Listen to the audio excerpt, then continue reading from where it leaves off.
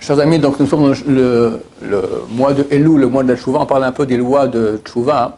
Maïmonide, il a écrit 10 chapitres, les lois de Tchouva. C'est la peine de les lire. Ce que je veux dire est basé sur ses écrits.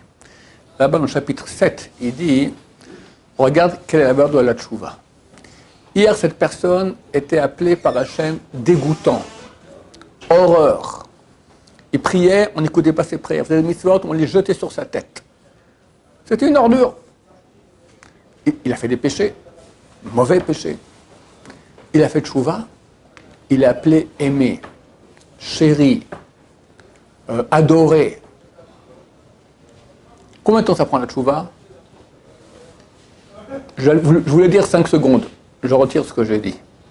Il y a un Gemara dans le traité Kiddushin, pas 39b, qui dit un rachat, c'est quoi? Un chef de la mafia, un mécréant, un proxénète, un vendeur d'esclaves, d'accord? Il voit une fille juive, il est juif lui aussi. Sarah Imeno. Il lui donne une bague et lui dit, par cette bague, tu m'es marié. Il dit, mais je veux pas, moi je veux un tzaddik comme mari. Il lui dit, le mariage est valable qu'à condition que je sois un tzaddik parfait. Il lui met la bague. Marié ou pas? Si c'est pas un tzaddik parfait, c'est un tzaddik même pas parfait, c'est un rachat, on n'en parle même pas, mais même pas parfait, elle n'est pas mariée, parce qu'il n'a pas respecté la condition. La Gemara dit, on la considère comme mariée. C'est pas certain, mais on a un doute. Si elle veut quelqu'un d'autre maintenant, elle doit aller à la rabbanout, au rabbinat, get, acte de divorce. Elle ne peut plus se marier avec un Cohen. Une femme divorcée ne peut plus se marier avec un Cohen. Mais comment ça se fait? Lui a dit à condition que je sois un tzaddik parfait. C'est une ordure. La Gemara dit, peut-être qu'il a eu une pensée de tchouva. Pensée! La tchouva, c'est le minimum dire à Dieu, j'ai péché, j'ai fait ça et ça, je regrette, et vraiment regretter. Et prendre sur soi, plus jamais je refais. Il n'a pas fait ça. Il n'a pas fait ça. Alors les commentateurs expliquent. Il y a plusieurs niveaux. Rien que la pensée sincère, c'est fini, j'arrête de faire l'ordure là, je deviens un sadique. Si c'est sincère, alors bien qu'il n'a pas encore fait tchouva. Il veut faire tchouva, mais c'est sincère. Il a un statut de tzaddik gamour, de tzaddik parfait. Tellement c'est grand, tellement c'est beau. En une seconde, il est passé de ordure à aimer de Dieu. On écoute ses prières, on a envie ses prières, on a envie ses mitzvot. Il faut qu'il fasse encore le vrai processus de tchouva. Dire j'ai péché, je regrette, etc. Mais il a déjà un statut de tzaddik. On a vu l'autre jour, on va encore en reparler, qu'il y a certains péchés, il faut plusieurs étapes pour que ce soit vraiment expié. Par exemple, les péchés sexuels, tous sont sanctionnés par le karet, et d'autres même par la peine capitale à l'époque du temple. D'accord? Alors c'est marqué que pour expier cela, il faut la tchouva, il faut kippour et de la souffrance. Ou à la place de la souffrance, étude de Torah ou de la tzedaka.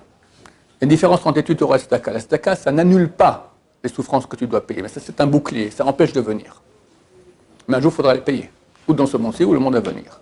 L'étude de Torah, c'est à la place des souffrances. Tu dis un peu la Gemara, vous voyez, c'est dur. Cette souffrance-là, c'est la plus grande réparation possible qu'il peut y avoir des péchés. C'est plus que tout. C'est la meilleure chose qu'il puisse y avoir.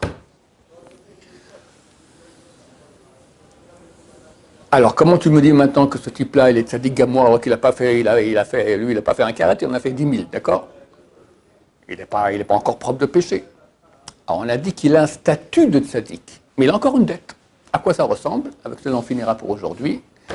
Beaucoup de jeunes gens, dans leur jeunesse, entre 9 ans et 12 ans, quand ils rentrent de l'école, ils passaient par le petit magasin du coin, piquaient un bonbon et rentraient à la maison. Beaucoup ont fait ça durant leur vie. Et un beau jour, à l'âge de 18 ans, de raison, il dit, mais qu'est-ce que j'ai fait comme bêtise? J'ai volé, ce pauvre épicier là, je volais des centaines de bonbons. Et alors le rabbin lui dit, il faut aller voir l'épicier, lui demander pardon. Bon, il prend son courage demain, il va voir l'épicier, monsieur l'épicier, ouais, écoutez, je regrette ce que j'ai fait, j'étais écervelé, je n'ai pas pensé, là, tous les jours, de 9 à 12 ans, je prenais un bonbon, je regrettais normalement, je demande vraiment pardon, je suis navré, d'accord? L'épicier lui dit, bon, je vois que tu es un bon garçon, c'est bon, allez, je t'excuse, c'est bon. Ah merci, merci, merci, merci. Alors je vous remercie infiniment, au revoir. Et au quoi au revoir? Je t'excuse, mais il faut payer les bonbons. Ça veut dire, l'épicier n'en veut plus au voleur. Il savait qu'il y a un voleur, il ne savait pas qui c'était. Maintenant il sait, il peut lui donner une grande tarte, acheter, attraper. Non, il lui pardonne, c'est bon. Mais la dette, elle est là. Quand quelqu'un a fait des péchés, et alors il a un statut de rachat, de mécréant, et il a des dettes. Quand il décide de faire tchouva, son statut de mécréant disparaît. Il a payé tzaddik gamour, mais il a encore les dettes. On va devoir réparer. Tchouva, vidouille, dire j'ai péché, kippour, s'il faut souffrance, étude de Torah.